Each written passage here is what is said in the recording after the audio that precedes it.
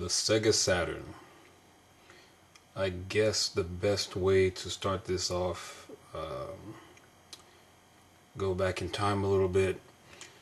Now, yeah, some of my first systems were the ColecoVision and the NES, but I didn't play the Master System until probably around high school, and that's because one of my friends had it. I was never a big Sega person really until the Dreamcast, and I felt that's one of my favorite systems of all time. It would definitely be in the top 5.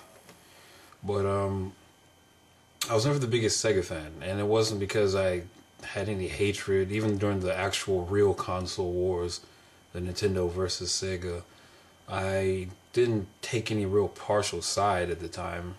It was just that most of the games that I wanted was on the NES or the Super Nintendo. I had a buddy who lived down the street, and he had, you know, the not the Master System, but he had the Sega Genesis, and he had the CD attachment. And I would go over there and play the games. And of course, Sega had, you know, just like the Super Scope 6, Sega had its own version of that. They didn't get anything like Mario Paint, from what I know, but I played a lot of Sega games, but still, it didn't, at the time, I had a limited amount of funds as a little kid, so I had to make a good decision about, you know, gaming as far as what I'm going to buy or what my parents were going to buy me. So of course I always chose Nintendo. But my history with the Sega Saturn basically starts around 6th or 7th grade. And I remember seeing all the commercials and all that. Actually 5th grade. I think it's 5th grade, 95. I saw all the commercials with Knights, and you know, it looked awesome. It looked amazing, but the price tag, I knew I wasn't going to get it.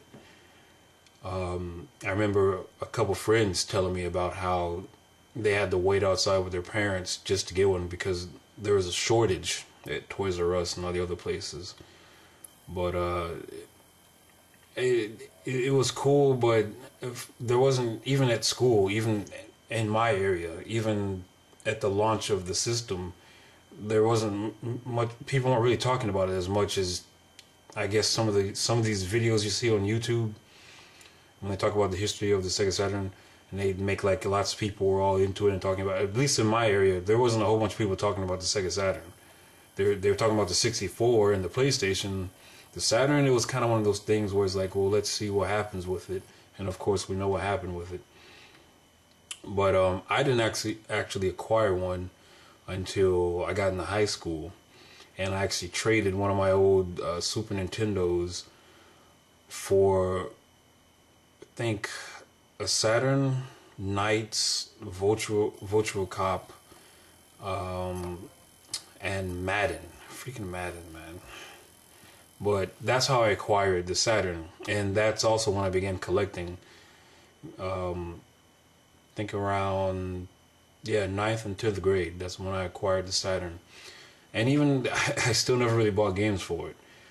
The video I just showed before kind of shows you some of the games I've I mean, that was, even those games were a couple of years ago, and that's because I became a fan of Hideo Kojima. So I wanted to check out the Police Knots, which again I can't read Japanese. So even though I got the what is it called, the 4-in-1 cart, even though I got that, I still can't really enjoy the game. I recently heard though that they had someone actually translated it all online, so I got to check that out. But yeah, I haven't really acquired many games for that. So, and I want to start a new side series of me basically collecting more games for the Saturn, and you know, maybe seeing if there's a way that I can get into it. I don't know if I want to seriously collect for it yet. The only system that I really collect for is the Super Nintendo, as I've said and explained in many videos. But I got this small lot, and in the small lot there's a game that I've been actually wanting to play for quite a while. I remember reading about it in an old EGM magazine, and that game is called Dark Savior. This lot cost me maybe $10, but the gameplay from what I've seen on YouTube looks interesting. So RPG, action RPG from what I can tell. This box is very badly, I don't know if you can see that, it's very badly mangled. I mean, it still has the original stuff in there, except for the original front picture. It has the original manual, and the game disc is like perfect. There's nothing wrong with it. It's just the case. The only other problem, and I don't know if anyone out there can actually help me with this, but they have the video rental tags on there. If anyone knows a good way of getting rid of those, let me know. Another game that I got in this lot was Vulture Cop. I plan on getting the light gun for it because one thing I didn't really do growing up, other than the Super Scope 6, was play games that that you need to use the light gun with. So I actually want to get into that. I've been looking into purchasing a lot of these things. I probably won't really get into it till next year though.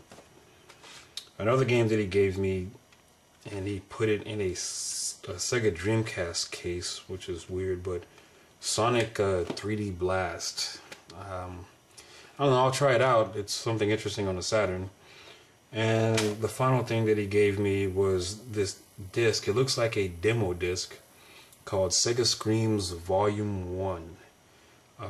Apparently there are some demos on there, so I'll run through that and check it out.